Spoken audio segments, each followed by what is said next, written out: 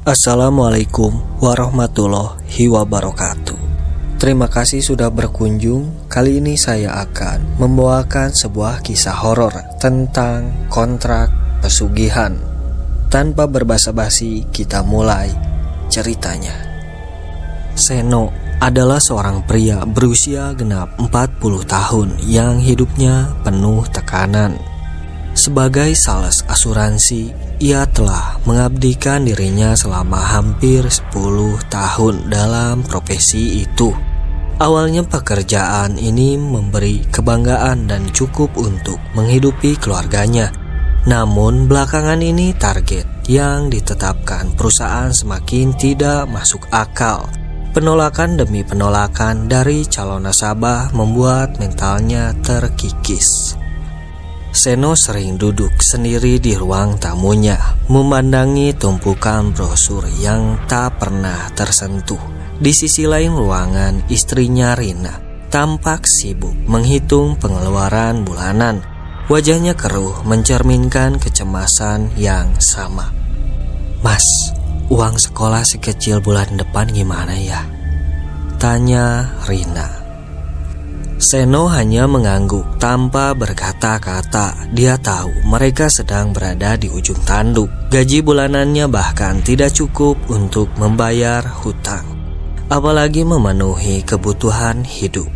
Dalam keputusasaannya, Seno sering membayangkan cara untuk melarikan diri dari semua ini. Suatu malam, ketika kota mulai sunyi dan hujan turun dengan rintik halus, Seno memutuskan untuk lembur di kantornya.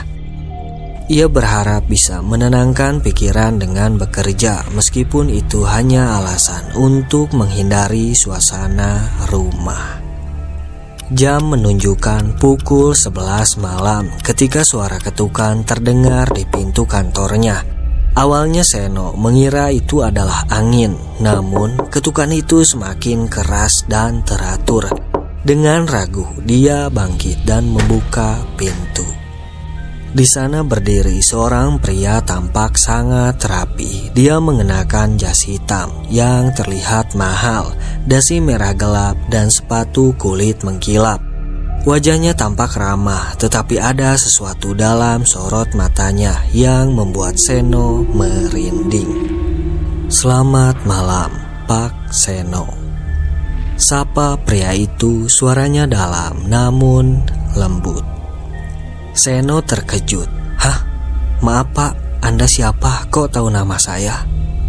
"Sebut saja saya Dharma," jawab pria itu dengan senyuman tipis. "Saya datang karena mendengar Bapak sedang menghadapi masalah. Saya ingin membantu." Mendengar itu hati Seno pun berdebar. "Maksud Anda apa? Ini sudah malam. Kalau mau bicara soal asuransi besok saja Pak." Hahaha. Dharma tertawa kecil, namun tawa itu terdengar hampa. "Saya bukan pelanggan asuransi Pak Seno. Saya datang membawa solusi untuk masalah Anda." Seno menatap Dharma dengan alis terangkat. Meski ragu, ia mengundang pria itu masuk. Dharma duduk di kursi dengan gerakan yang sangat tenang, seolah-olah dia sudah terbiasa dengan situasi seperti ini. "Saya tidak paham," kata Pak Seno. "Solusi apa yang Anda maksud, Pak?" Dharma membuka tas hitamnya dan mengeluarkan sebuah map yang tampak usang. Ia meletakkannya di meja dengan gerakan perlahan, hampir seperti sedang memamerkan sesuatu yang sangat berharga. "Ini adalah kontrak kemakmuran abadi," jelasnya. "Dengan menandatangani dokumen ini, Bapak akan mendapatkan apapun yang Bapak inginkan, maupun uang, kesuksesan, penghargaan. Hidup Anda akan berubah dalam semalam," kata Dharma. Seno membuka map itu dengan tangan gemetar. Di dalamnya ada kontrak panjang yang ditulis dengan huruf kecil. Meskipun bahasa yang digunakan sangat formal, Pesan utamanya mudah dipahami. Siapapun yang mendatangani kontrak ini akan mendapatkan semua yang mereka inginkan. Namun ada satu syarat, mereka harus menyerahkan sesuatu yang berharga pada waktunya. Hah? Apa maksudnya menyerahkan sesuatu yang berharga? Tanya Seno dengan curiga. Dharma tersenyum, hanya Bapak yang bisa menentukannya. Tapi percayalah Pak, manfaatnya jauh lebih besar daripada pengorbanannya. Seno tahu ada sesuatu yang tidak beres, tetapi rasa putus asa membuatnya sulit berpikir jernih. Dalam benaknya ia membayangkan kehidupan baru, mobil mewah, rumah besar, dan keluarga yang bahagia. Akhirnya dengan tangan gemetar dia mengambil pena dan menandatangani kontrak itu. Esok paginya hidup Seno benar-benar berubah. Telepon kantornya tidak berhenti berdering. Calon nasabah berebut ingin bertemu dengannya.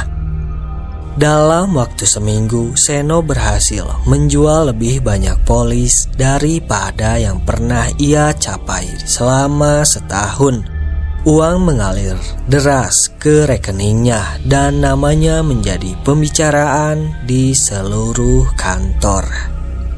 Namun, di balik kesuksesan itu ada hal-hal ganjil yang mulai terjadi. Seno sering merasa ada yang mengawasinya, terutama ketika ia sendirian. Di rumah, ia mulai mendengar suara-suara aneh seperti bisikan halus. Di malam hari, mimpi buruk menghantuinya. Dalam mimpinya, ia berada di sebuah ruangan gelap dengan cermin besar. Di dalam cermin itu, ia melihat bayangan dirinya yang perlahan berubah menjadi sosok menyeramkan. Awalnya Seno mencoba mengabaikan semua itu, namun semakin hari gangguan tersebut semakin nyata. Pada suatu malam, Seno terbangun dengan tubuh penuh keringat. Di kaca kamar tidurnya, ia melihat tulisan yang tampak seperti tergores dengan kuku tajam. Waktumu hampir habis. Seno semakin gelisah. Ia mencoba mencari cara untuk membatalkan kontrak itu. Namun, setiap kali ia mencoba untuk menghubungi Dharma, pria itu selalu menghilang hingga suatu malam Dharma muncul kembali di ruang tamu Seno tanpa diundang. Waktumu hampir habis, Pak Seno. Nyawamu akan kuambil, kata Dharma dengan senyuman dingin. Hah? Apa maksudmu? Tanya Seno yang sedang panik. Kau bilang aku hanya perlu menyerahkan sesuatu yang berharga. Kau tidak bilang soal nyawa. Hahaha. Dharma tertawa pelan. Semuanya tertulis di kontrak, Pak. Kau hanya tidak membacanya dengan teliti. Hahaha. Mendengar itu, Seno memohon, menangis, dan bahkan mencoba menyerang Dharma. Namun pria itu tetap berdiri tenang, seolah-olah tubuhnya tidak tersentuh oleh kekuatan manusia biasa. Hari-hari terakhir Seno dipenuhi penderitaan. Semua yang ia miliki mulai hilang satu persatu. Nasabah pergi dan uangnya lenyap.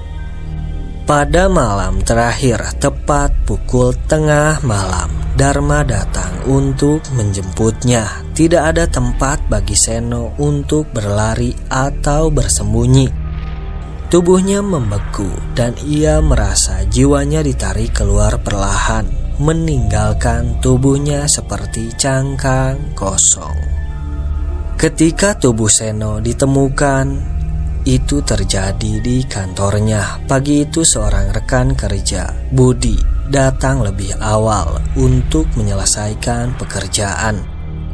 Namun begitu ia masuk ke ruangan Seno, ia langsung terpaku di ambang pintu.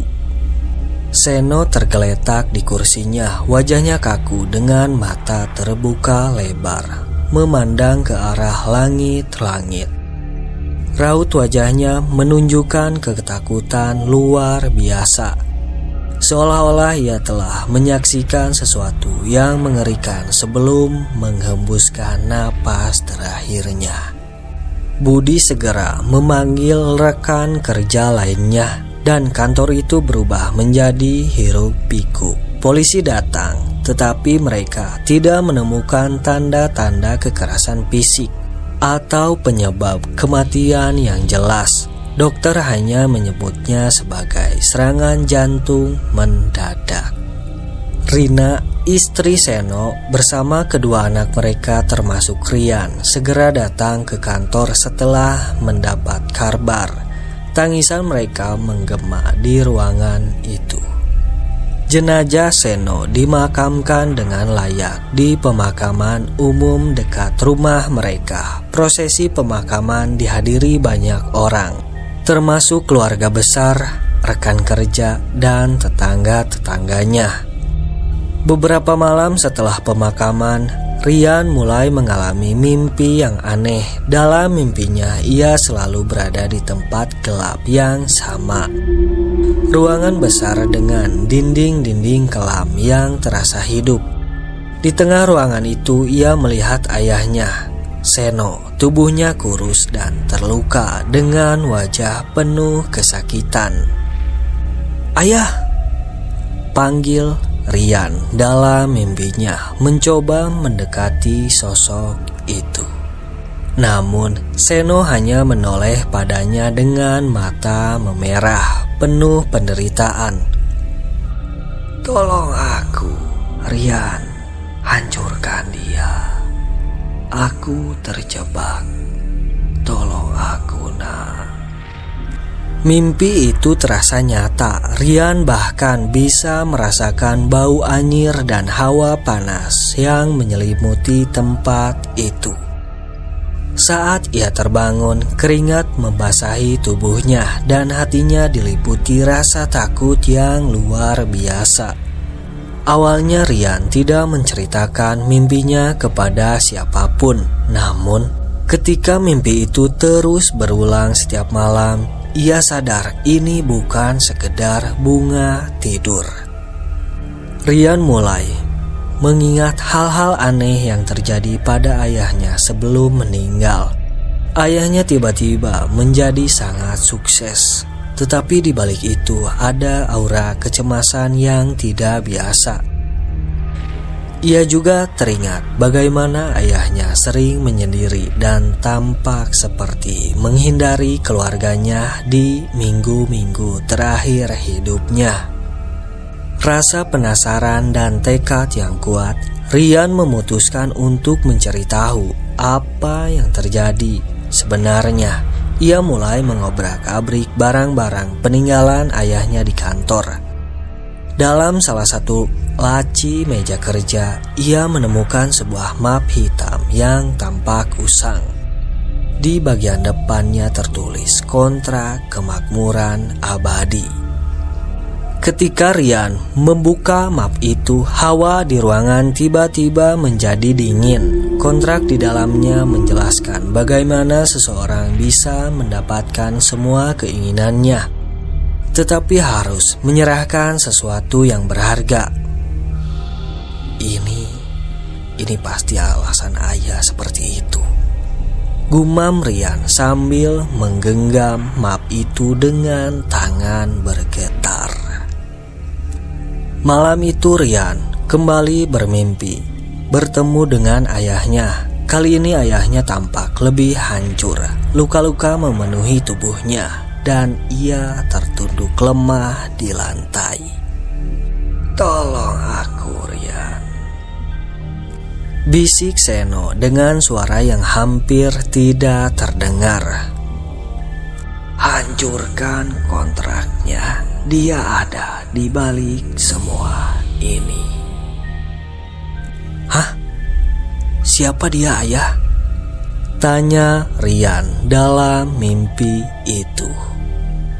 Namun sebelum Seno sempat menjawab, mimpi itu memudar, meninggalkan Rian terbangun dalam keadaan bingung dan ketakutan. Nama Dharma tiba-tiba terlintas di benaknya meskipun ia tidak tahu dari mana nama itu muncul. Rian mulai menelusuri nama Dharma. Ia bertanya kepada beberapa rekan kerja ayahnya, tetapi kebanyakan dari mereka tidak tahu siapa itu. Beberapa yang tahu justru enggan berbicara. "Jangan mencari dia, Rian," ujar Budi dengan nada takut. "Orang itu bukan manusia biasa. Ayahmu mungkin sudah terjebak terlalu dalam." Namun rasa penasaran Rian semakin membesar. Ia merasa bahwa satu-satunya cara untuk membantu ayahnya adalah menghadapi Dharma. Pada suatu malam ketika Rian sedang mempelajari map hitam itu di kamarnya, ia mendengar ketukan di jendela. Ketukan itu pelan tetapi cukup untuk membuatnya terkejut. Ketika ia membuka tirai, ia melihat seorang pria berjas hitam berdiri di luar, memandang ke arahnya dengan senyuman dingin. Mata pria itu seperti lubang hitam, memancarkan kekosongan yang menakutkan. "Dharma," bisik Rian dengan tubuh gemetar. Pria itu tidak mengatakan apa-apa. Ia hanya berdiri di sana, menatap Rian selama beberapa detik sebelum perlahan menghilang ke dalam kegelapan. Rian tahu waktunya semakin sedikit. Rian membawa map hitam itu ke seorang paranormal bernama Bu Lastri. Wanita tua itu terkejut saat melihat dokumen tersebut. "Ini bukan hal biasa, Nah," kata Bu Lastri. "Kontrak ini terkait dengan kekuatan gaib yang sangat jahat. Satu-satunya cara untuk membebaskan ayahmu adalah menghadapi Dharma dan menghancurkan kontraknya." Bu Lastri menjelaskan bahwa Dharma bukanlah manusia biasa. Dia adalah makhluk dari dunia lain yang menipu manusia dengan kontrak semacam ini. Hanya keberanian dan ketulusan hati yang bisa melawan kekuatan Dharma. Bu Lastri memberikan Rian beberapa petunjuk untuk melawan Dharma. Ia harus pergi ke kantor tempat ayahnya menandatangani kontrak dan membakar map itu di sana tepat pada tengah malam. Dengan tekad bulat, Rian mempersiapkan dirinya. Ia membawa map hitam itu ke tempat ayahnya bekerja. Persis seperti yang dikatakan Bu Lastri. Saat itu tengah malam, suasana kantor terasa lebih mencekam dari biasanya. Ruangan yang gelap, bunyi angin malam yang samar-samar terdengar, dan bayangan yang seolah bergerak sendiri menciptakan hawa dingin di sekujur tubuhnya. Rian menyalakan lilin yang ia bawa, lalu meletakkan map hitam itu di meja kerja ayahnya. Jam menunjukkan pukul 11.59. Rian bersiap untuk membakar map tersebut tepat pada tengah malam. Namun begitu ia mengeluarkan korek api, udara di sekitarnya berubah drastis. Angin dingin berhembus kencang dari arah yang tidak diketahui, memadamkan lilin dan lampu di ruangan itu. Sebuah suara berat dan menggelegar terdengar dari kegelapan. "Berani-beraninya kau mencoba menghancurkan perjanjianku." Dharma muncul di ujung ruangan. Tubuhnya tampak lebih besar dari sebelumnya. Matanya bersinar, menyala merah. dan bayangan tubuhnya tampak terus bergerak seperti asap hitam yang hidup. Rian menatapnya dengan gugup, tetapi ia mencoba menguatkan hatinya. Aku tidak akan membiarkanmu menyiksa ayahku lebih lama lagi. Aku akan menghancurkan kontrak ini. Dharma tertawa keras, suaranya menggema seperti ribuan jeritan. Kau pikir kau bisa melawanku, bocah? Aku telah mengambil jiwa ayahmu dan sekarang aku akan mengambil jiwamu juga. Dharma mengangkat tangannya dan bayangan gelap di ruangan itu bergerak cepat, menyerang Rian seperti ular yang melesat. Rian menghindar secepat yang ia bisa, tetapi salah satu bayangan itu berhasil melilit kakinya, menariknya jatuh ke lantai. Rian meronta, berusaha melepaskan diri. Ia meraih lilin di lantai dan menyalakan kembali dengan korek api yang ia bawa. Begitu api menyala, bayangan yang melilit kakinya langsung lenyap, melarikan diri ke sudut ruangan. Jadi kau takut dengan api ini? Gumam Rian sambil berdiri kembali. Dharma tampak tidak terpengaruh. Ia menggerakkan tangannya lagi, dan kali ini bayangan-bayangan itu membentuk sosok manusia dengan wajah yang mengerikan. Sosok-sosok itu berjalan mendekati Rian dengan langkah kaku. Tangan mereka terulur seolah ingin meraih tubuh Rian. Rian mundur perlahan, tetapi ia ingat apa yang dikatakan Bu Lastri. Keberanian adalah senjatanya. Dengan tekad bulat, ia menyalakan lilin di tangannya dan berteriak, "Kau tidak akan menang. Aku akan membebaskan ayahku." Ia mengayunkan lilin itu ke arah bayangan-bayangan tersebut, dan mereka menghilang satu persatu, meninggalkan jeritan yang nyaring menggema di seluruh ruangan. Namun Dharma tidak tinggal diam. Ia melangkah maju, tubuhnya semakin besar hingga memenuhi sebagian besar ruangan. Kau tidak akan bisa menghancurkanku, anak kecil. Aku adalah kekuatan yang abadi.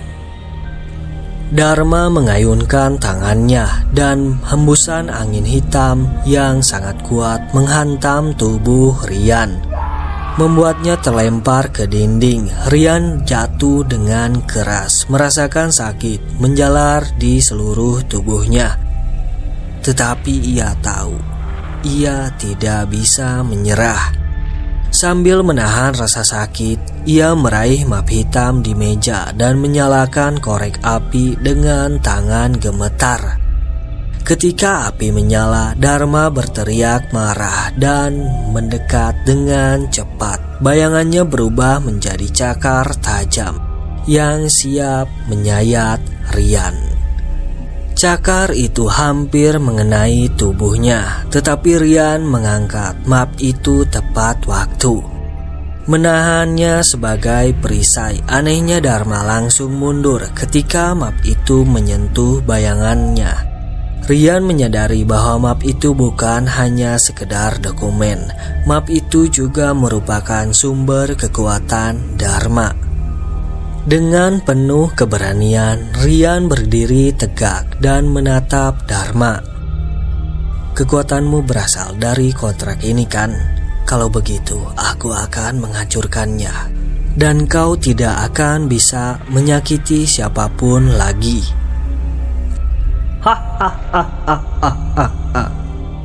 Dharma tertawa, meski matanya menunjukkan ketakutan. Kau tidak akan bisa menghancurkannya, nak. Api biasa tidak cukup untuk membakar itu. Kau akan kehilangan segalanya jika mencoba. Rian tidak peduli. Ia menyalakan api lebih besar dan mulai membakar sudut map tersebut. Api perlahan menjalar dan Dharma menjerit keras. Tubuhnya mulai memudar seperti asap yang tertiup angin. Tidak, kau akan membayar ini. Kau akan... Suara Dharma terputus ketika map itu sepenuhnya terbakar. Setelah map itu habis terbakar, ruangan kembali menjadi tenang. Cahaya lilin menyinari wajah Rian yang penuh keringat. Ia terduduk di lantai, merasa lelah tetapi lega. Malam itu, ketika ia kembali ke rumah, Rian bermimpi lagi. Kali ini ia melihat ayahnya, Seno, berdiri di tengah taman yang penuh cahaya. Wajahnya tampak damai, tanpa rasa sakit atau penderitaan. Terima kasih, Nak, kata Seno dengan suara lembut. Kau telah membebaskanku. Maafkan ayah karena meninggalkanmu dengan cara seperti ini. Jangan ulangi kesalahan ayah, Nak. Hidup tidak pernah membutuhkan jalan pintas. Rian terbangun dengan air mata di wajahnya, tetapi kali ini ia merasa lega. Ia tahu bahwa perjuangannya tidak sia-sia. Meski kehilangan ayahnya sangat berat, ia telah menyelamatkan jiwa sang ayah dari penderitaan abadi. Sejak saat itu Rian hidup dengan satu prinsip: tidak ada jalan pintas menuju kebahagiaan sejati. Ia percaya bahwa hanya kerja keras dan kesungguhan yang dapat membawa kehidupan yang bermakna dan damai. Cerita pun selesai. Terima kasih yang sudah berkunjung dan menyimak cerita ini. Semoga kalian sehat selalu dan senantiasa berada dalam lindungan Allah Subhanahu wa Ta'ala. Amin ya Rabbal Alamin.